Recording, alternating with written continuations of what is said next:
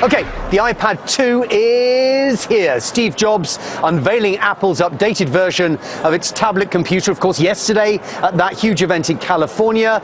The models are faster, thinner, two cameras, and it comes in white mark. Apple stock getting a push higher over the last couple of days, thanks in part to that announcement, plus the fact, of course, that Steve Jobs turned up for the event, which took a lot of people by surprise and made them happy. Can Apple continue its success? And what should investors and techies everywhere take from the Apple event this week? Andy Hargreaves is a senior research analyst at Pacific Crest Securities, and John Rettinger is a blogger with Techno Buffalo. Thank you both for calling us. Andy, let me kick off with you. A great new model, thinner, two cameras, whereas before there were no cameras, and lots of additional features. Nobody seems to be talking about margin here. Presumably the Apple II is more costly to make than the Apple I iPad. Does that not pull margins down? Well, yeah. I mean, usually with their product transitions, you're going to see a little blip in margins, but they've been better than anybody at the world at managing the supply chain from a component cost perspective. And I don't see anything going on right now, especially with their recent component pre-purchase deals, that's going to change that. John, a lot of people would credit the bloggers as being as accurate, if not more accurate, than the analysts on Apple. Where do you see the stock going? You were talking about margins. A little lower margin can certainly be made up with bulk sales. Apple moved 15 million iPads in 2010, Steve Jobs announced, and they're speculating they can move as many as 40 million in 2011. So where would that take the stock in your view? Certainly up, I think would be the logical explanation. The market is very excited for the tablet. It's very tablet hungry.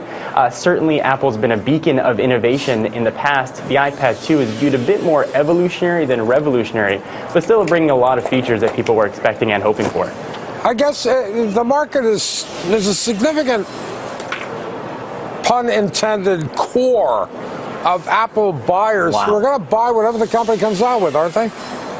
There are always the dedicated Apple fans who will go out there and support the company regardless. But I think what you're going to see is a huge influx of buyers that were waiting for this generation of iPad. Those that were waiting for the new one to come out. You heard it countlessly at Apple retail stores. You heard it reported online. People wanted thinner. People wanted cameras. And they were looking for faster. Now, while it's not a revolutionary design or anything that we couldn't have predicted, the 2x speed increase and the 9x better graphic prowess potentially are going to be a big boon to consumers. Let's get some thoughts from Andy on this whole thing. Andy, what do you think it's going to mean, Apple iPad 2? Well, as Simon mentioned, the white iPad 2 is probably going to sell a shocking number as well. No, just because it's white, wow. What's the thing about white? It's not that wow to me, but apparently to a lot of people it is.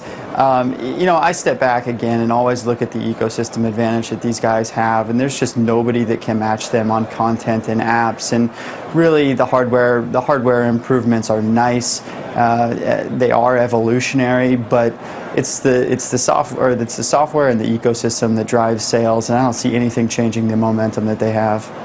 Where do you think the stock will go to, Andy? We think it goes to 420 in the next, actually by the end of 2011, and that's based on a multiple that I think is pretty reasonable considering the growth rate right now. Gentlemen, thank you both. Andy Hargreaves and John Rettinger, thank you. Thank you. Thanks.